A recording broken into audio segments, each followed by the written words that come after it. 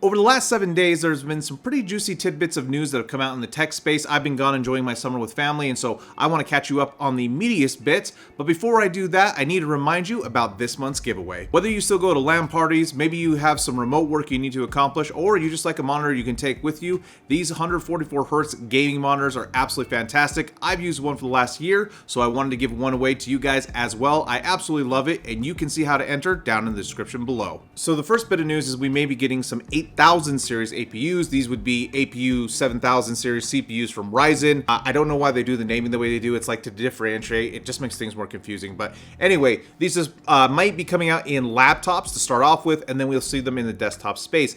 APUs are an untapped market. GPU pricing is still off the board. There are still a ton of games that people enjoy that APUs are capable of playing with. I mean, the Steam Deck, if anything, shows how successful you can be under the right conditions just using an APU. And so I'm excited to see more opportunity for people to get into gaming at a lower price point, as I'm sure many of us are. Now, thankfully, Intel hasn't been complacent. They haven't been able to release a new architecture, but they are going to be doing a refresh. This supposedly is going to be up to 21% faster, which would put it slightly ahead of where AMD's lead is right now at about 10%. So again, we're going back to kind of a leapfrogging between AMD and Intel, which isn't bad. The other thing is that you will supposedly be able to slot this in with your current Intel chipset, whether that's 690 or 790, and away you go. You don't have to replace anything else, which is actually a fairly big value.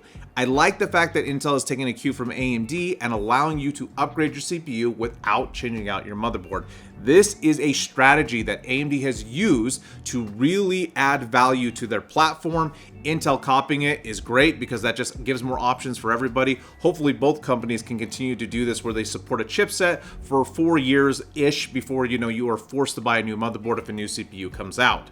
Now, kicking back to AMD, they really want you to buy their stuff, and they've partnered up with Starfield to do it. There are a ton of deals out right now, not for just the reduction in a number of AMD products, but also from the standpoint that you can get the game for free by buying some of these products and bundles. The 7900 XTX has gone to its lowest price ever with an MSRP of $800. This is the second fastest GPU on the market if we're talking about pure rasterization, so it's exciting to see that there are some big deals, even though it is going to be at the higher end.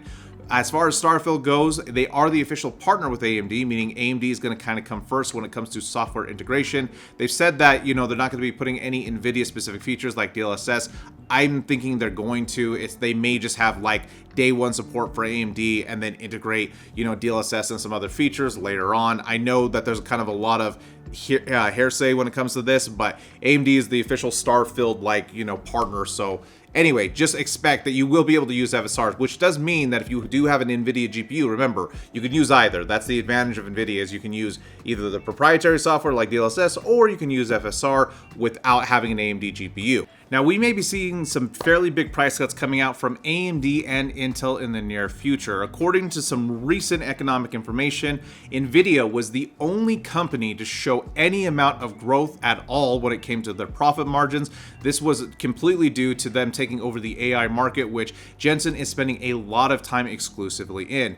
One of the nice things about that is that means that AMD and Intel will probably be dropping their pricing on future products. We may see a reversal in some of the trends that we've been witnessing.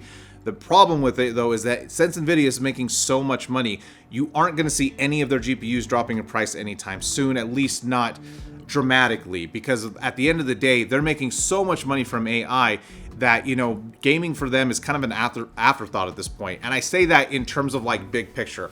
Obviously, they still put a ton of money into their GPUs and they want to sell as many as they can. It is a big chunk of their business. So there you have it, guys. Those were the most interesting piece of news that I was able to find. If you like this video, leave me a thumbs up. If you thought it was terrible, leave me a thumbs down. Remember to get subscribed, hit that bell icon so you know when these videos drop next. And enter that giveaway for that monitor if you haven't already. That's going to be going on till the end of the month. I know it's kind of a weird, I did a short announcement on it and then I'm re-announcing it right now. But yeah, just summer's a busy time, family, things like that. I'm sure all of you guys are enjoying it, or I hope you are as well. But as always, I will see you next time here on Geared Inc.